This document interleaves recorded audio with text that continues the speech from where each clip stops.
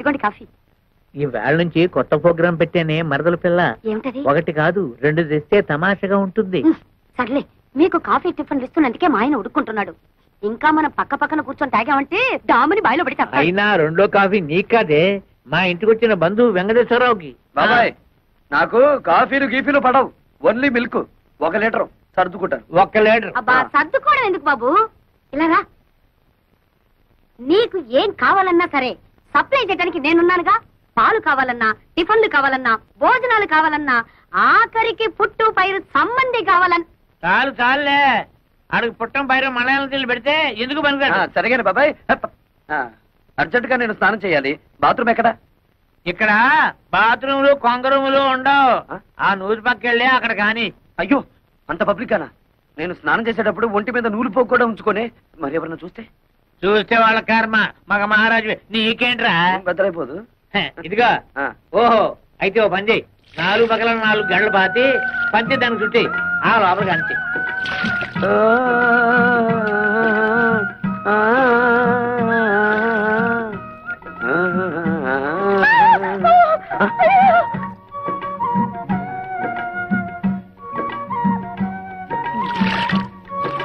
ఏంటమ్మా, ఏమైంది కర్మ? అటెండి చూడు.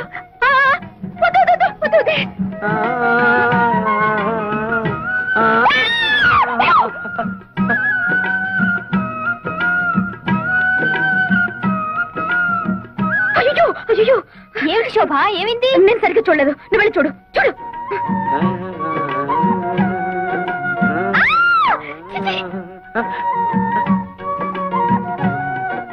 అరుపులు వినిపిస్తున్నాయి, మనుషులు ఎవరో కనిపించారేమిటి?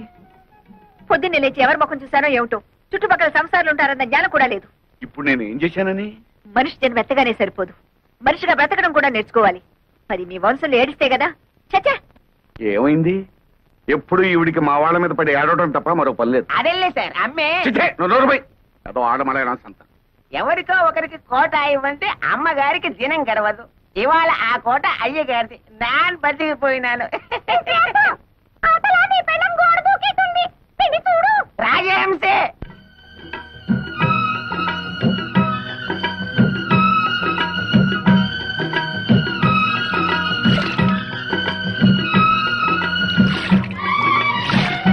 ఎంతనా నోకండి. నీకు రోజు తన్నీళ్ళ స్నానం దా చేయిస్తాను.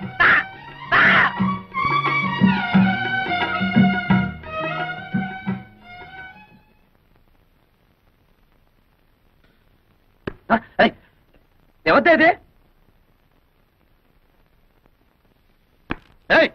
ఎవరెక్కడ? చెట్టంత మగాన్ని గుట్టుగా స్నానం చేస్తుంటే గురి చూసి కొట్టిన ఆ శంకరీ జాతి స్త్రీ ఎవరు? వస్తారా? నన్నే పైకి రమ్మంటారా?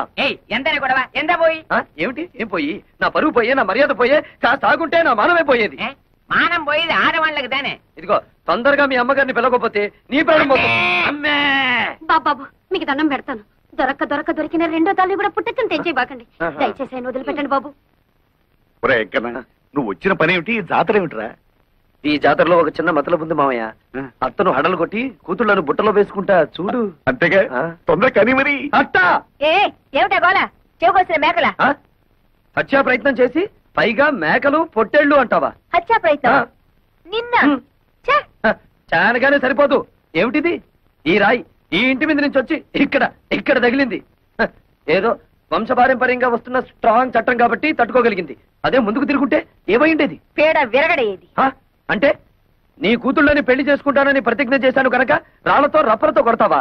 దొంగచాటుగా కూనీలకి హత్యలకి దిగుతావా? మా అమ్మగారు ఎప్పుడు దొంగచాటుగా ఏ పని చేయరు, అంతా డైరెక్ట్. అయితే ఇది ఎవరి పని? నీదా? అతని చేతిలో ఉన్న దాన్ని ఏమంటారు మీరు? దాన్ని స్టోన్ అంటారనుకుంటాను. ఓహో, నంగరాజులారా ఇటు రండి. ఏమిటైంది దబాయింపు? ఈడొచ్చిన ఆడపిల్లలు పక్కింట్లో ఉండగా జంగం పాటలు పాడుతూ బహిరంగ స్నానాలు చేసేవాడిని కొట్టడం కాదు, కొయ్యాలి. వద్దమ్మా. నీ కూతుళ్ళ పాటి లేదు నీకు.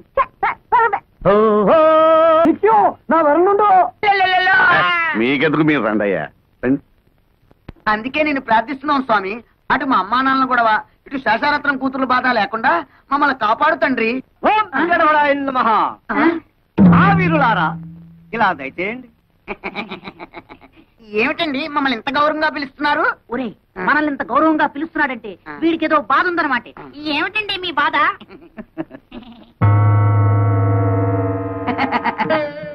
ఈ బొమ్మలు అమ్ముతారా? ఇవి బొమ్మలు కావు నాయన, అందమైన కన్నె పిల్లలు. కన్నె పిల్లలా?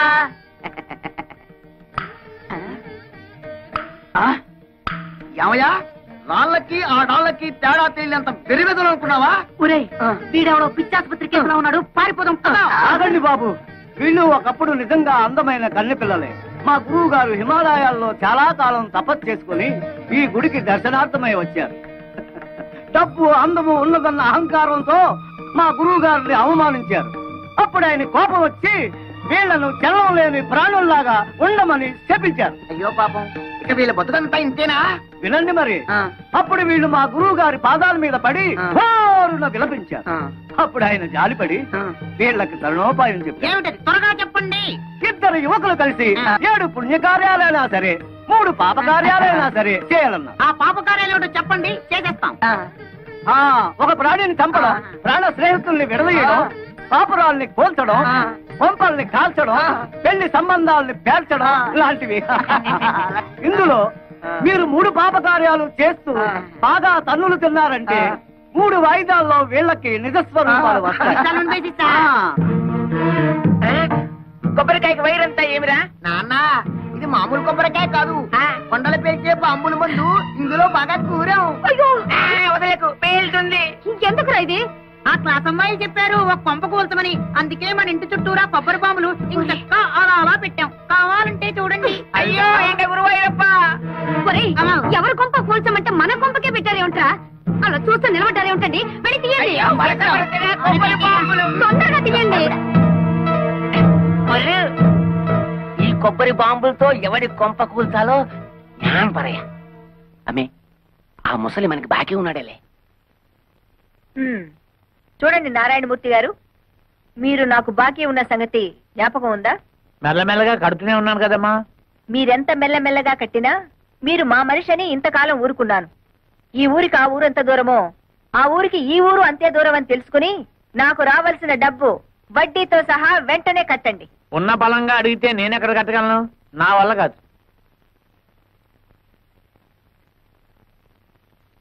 సర్కారు వారి పాట 15,000 రూపాయలు. సర్కారు వారి పాట 15,000 రూపాయలు. ఒకటోసారి, రెండోసారి, మూడో 20,000. 20,500. ఎక్కువ పడేనా? 30,000. ఓహో, అయితే శేషారత్నమ్మ గారే స్వయంగా రంగంలోకి దిగారన్నమాట. అలాగే చూద్దాం. 40,000, 50, 60,000, 70, 80,000, 1,00,000, 1,10,000,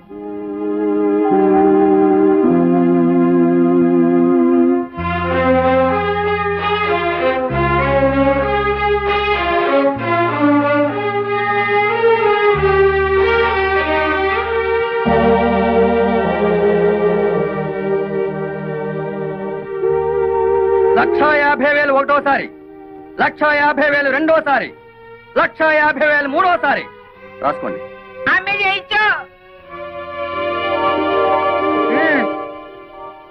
ఇప్పటికైనా అర్థమైందా ఈ శేషారత్నం పవర్ ఏమిటో? భైరవా, అమ్మే, ఆ డబ్బు కట్టేసి సామాన్లన్నీ తీసి బయట పడేసి ఇల్లు స్వాధీనం చేసుకో. సరే. పద. ఇవాళ నుంచి కాఫీ టిఫిన్లు కట్టే. శాప విమోచనం. తలబాక.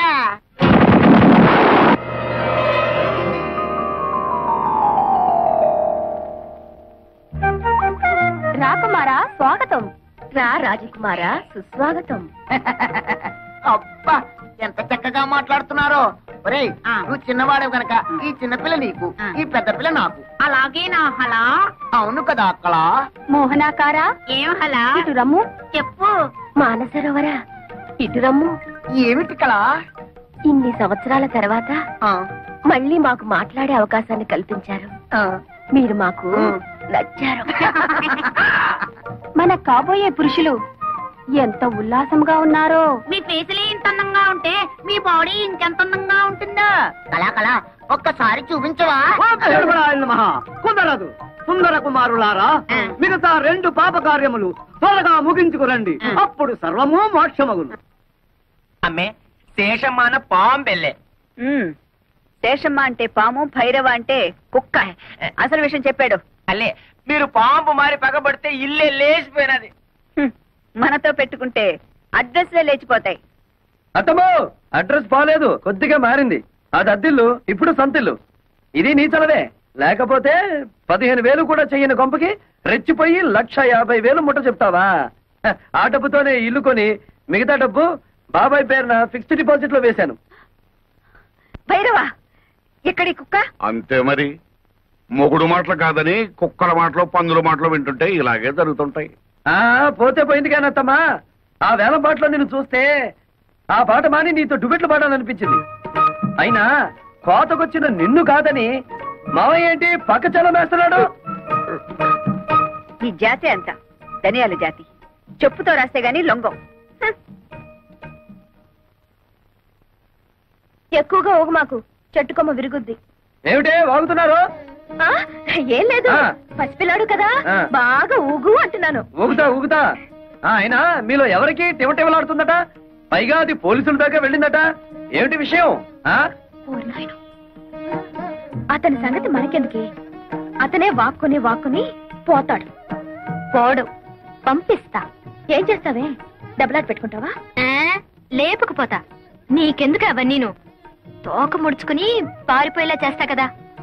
నీ మొహం. సరే, దిల్లుంటే పందెం చూద్దాం. ఏం పందెం? నేను గెలిస్తే పెళ్ళైన తర్వాత నువ్వు మా ఆయన్ని రేప్ చేయకూడదు. పొద్దున్న లేస్తే నీ నోటముట బూతులు తప్ప వేరే రావా? కుర్రాళ్ళం కదా, ఎందుకు మగపిల్లలో భయపడుతున్నావు? సరే, మరి నువ్వు ఓడితే? మీ ఆయన ఎప్పుడైనా ఉత్సాహపడితే ఊరుకుంటా. నువ్వు తెలిస్తే పెంట కుప్పే.